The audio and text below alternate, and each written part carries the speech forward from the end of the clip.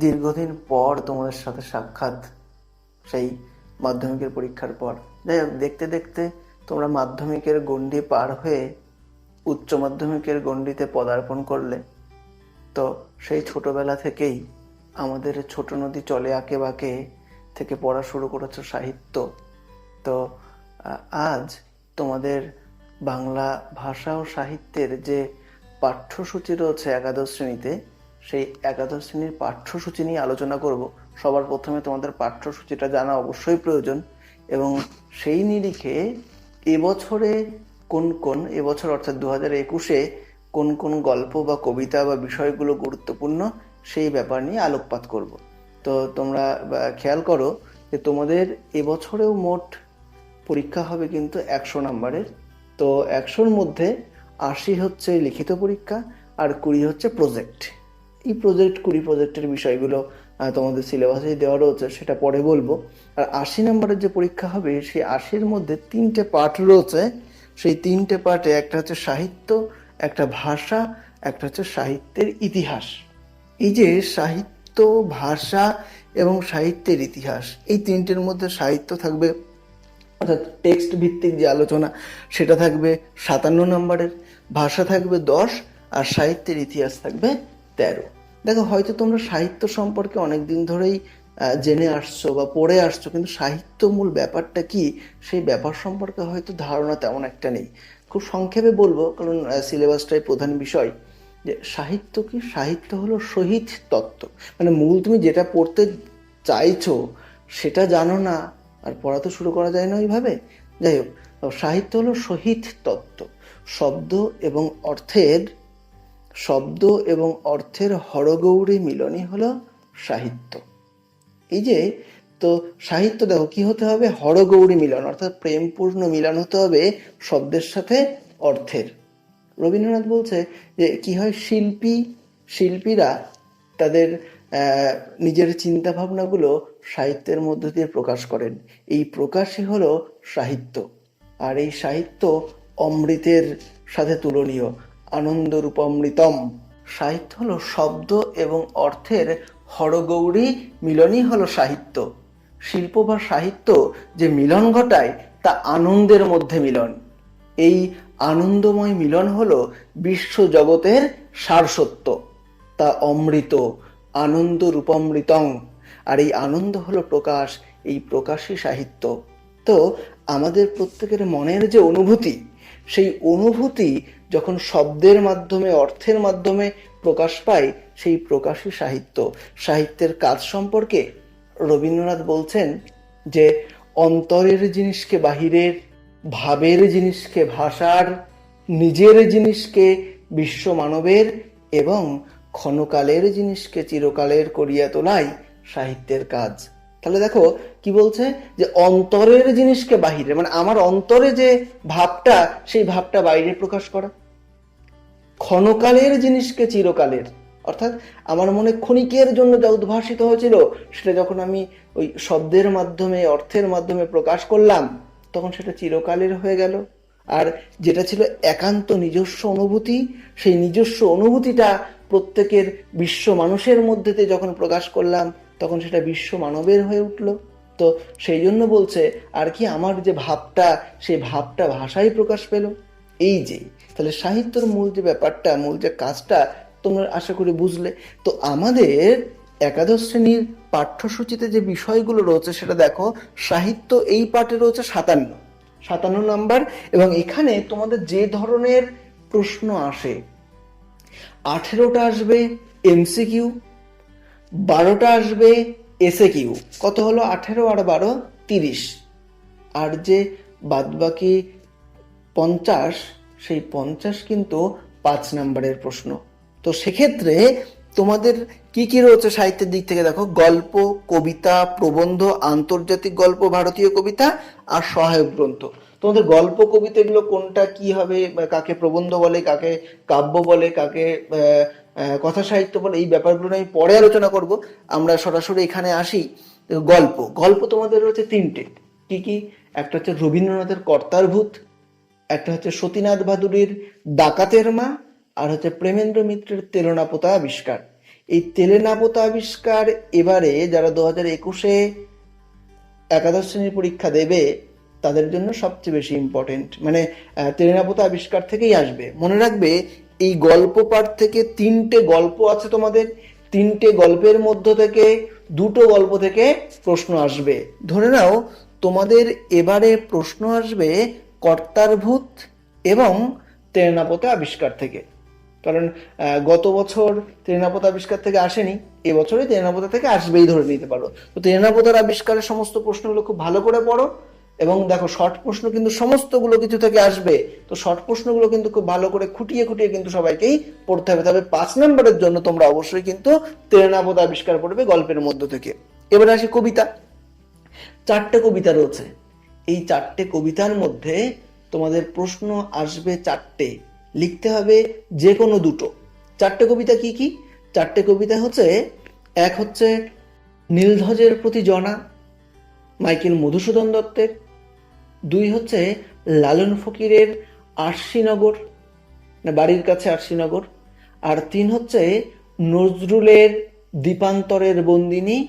আর 4 হচ্ছে জয় গোস্বামীর, আধুনিক কবি জয় গোস্বামীর নুন। এই 4টে কবিতা থেকে তোমাদেরকে লিখতে হবে কিন্তু 2টো। 4টে প্রশ্নই আসবে, লিখতে হবে 2টো। তবে মনে রাখবে যে তোমাদের ক্ষেত্রে এই নুন আর আরশিনগর এই 2টো খুব ভালো করে, এই 2টো কবিতাও ছোট এবং এখানকার প্রেক্ষিতটা 4টে কবিতাই ভালো, জায়গাটা ছোট, তো তোমাদের পড়তে হবে কম যদি এই 2টো জায়গা থেকে পড়ো। এবার হচ্ছে প্রবন্ধ। প্রবন্ধ তোমরা মাধ্যমিকেও পড়েছ, বাংলা ভাষায় বিজ্ঞান আর হচ্ছে হারিয়ে যাওয়া কালিকলম, ঠিক এবারও তাই তেমনই 2টো প্রবন্ধ রয়েছে। প্রবন্ধ হচ্ছে তোমার সুয়েজ খালে হাঙর শিকার, বিবেকানন্দের রচনা, আর হচ্ছে গালিলিও, সত্যেন্দ্রনাথ বসু, গ্যালিলিওর জীবনকে নিয়ে লেখা আর কি। এই 2টো প্রবন্ধ থেকে 2টো প্রশ্ন আসবে অথবা হিসেবে, একদম মাধ্যমিকের মতো।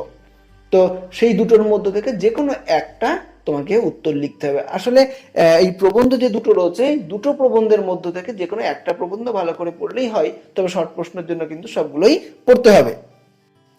এবার আসি আন্তর্জাতিক গল্প ও ভারতীয় কবিতা। এই যে আন্তর্জাতিক গল্প ও ভারতীয় কবিতা, এক্ষেত্রে দেখো তোমাদেরকে কিন্তু এটা মানে বাইরের, আন্তর্জাতিক মানে তো বুঝতে পারছো, তো গাব্রিয়েল গার্সিয়া মার্কেজের বিশাল ডানাওয়ালা এক থুরথুরে বুড়ো, এই গল্পটা রয়েছে। আর ঠিক তার অথবা হিসেবে থাকবে আয়াপ্পা পানিকরের শিক্ষা সার্কাস কবিতা। এই 2টো বিষয় থেকে 2টো প্রশ্ন আসবে, লিখতে হবে কিন্তু তোমাদেরকে একটা। তো শিক্ষা সার্কাস থেকে একটা প্রশ্ন খুব ভালো করে পড়বে, মানে প্রশ্ন একটা না, উত্তর একটা। অনেকগুলো প্রশ্ন হয়তো হতে পারে, সেই জায়গা থেকে তোমরা এমন করে নোটস তৈরি করবে, তোমাদেরকে এমন করে বোঝাবো যে সেই জায়গা থেকে কিন্তু একটা নোটস ভালো করে রেডি করলে যে প্রশ্নই আসুক উত্তরটা কিন্তু ওই ধাঁচে, ওই ছাঁচে ফেলে নিজেদেরকে তৈরি করে ফেলতে হবে এবং সেটা পড়লেই হবে। এবার হচ্ছে সহায়ক গ্রন্থ। সহায়ক গ্রন্থ হচ্ছে রবীন্দ্রনাথের একটা নাটক গুরু, যেটার আগে নাম ছিল অচলায়তন। তো এই গুরু থেকে 4টে প্রশ্ন আসবে, গুরুটা কিন্তু বড় জায়গা, হ্যাঁ। গুরু থেকে 4টে প্রশ্ন আসবে, সেই 4টে প্রশ্নের মধ্য থেকে তোমাদেরকে লিখতে হবে 2টো, তোমাদেরকে লিখতে হবে 2টো। তো এই 2টো প্রশ্ন 4টের থেকে 2টো লিখতে হবে, হ্যাঁ। 4টে প্রশ্নের ভেতর থেকে 2টো লিখতে হবে। এইবার দেখো তাহলে এখানে কত থাকছে, দেখো এখানে থাকছে তোমাদের 10, যেটা কিভাবে হচ্ছে 5 গুণ 2, এখানে হচ্ছে 5 গুণ 1, এখানে হচ্ছে 5 গুণ 1, এখানে 5 গুণ 2, এখানে হচ্ছে 5 গুণ 1। তাহলে গল্প থেকে কত থাকছে, 5 নম্বরের প্রশ্ন, এখান থেকে একটা, এখান থেকে 2টো, এখান থেকে একটা, এখান থেকে একটা, এখান থেকে 2টো। তাহলে দেখো এই যে সাহিত্য, এই পাঠ থেকে বড় প্রশ্ন কিন্তু 10, 15, 20, 30, 35, আর বাদ বাকিটা কিন্তু কি শর্ট প্রশ্ন, এমসিকিউ এবং এসএকিউ। এবারে আমরা আসবো ভাষায়। এই যে ভাষা তোমরা ব্যাকরণ পড়ে আসছো। ভাষা কি? ভাষা হচ্ছে আমরা যার সাহায্যে মনের ভাব প্রকাশ করি। দেখো আমি যদি তোমাদেরকে একটা থাপ্পড় দেখাই তাও কিন্তু আমার মনের ভাব প্রকাশ পেলো যে তোমাদের সবাইকে মারতে চাইছি, কিন্তু এটা কোন ভাষা? বাংলা, ইংরেজি, উর্দু? না, এটা কোনো ভাষা নয়, এটা হচ্ছে ইশারা। ভাষা হতে হলে একটা নির্দিষ্ট জনগোষ্ঠীর মধ্যে প্রচলিত বাকযন্ত্রের সাহায্যে উচ্চারিত ভাব প্রকাশের মাধ্যম হতে হবে। ভাষাবিজ্ঞানী স্টার্ট এ ভান্ট ভাষার সংজ্ঞা হিসেবে বলছেন, a language is a arbitrary vocal symbol by which members of a social group cooperate and interact. অর্থাৎ একটা সামাজিক জনগোষ্ঠী নিজেদের মধ্যে ভাব বিনিময় করে যে ধ্বনিগত সংকেতের মাধ্যমে, তাকেই বলা হচ্ছে ভাষা।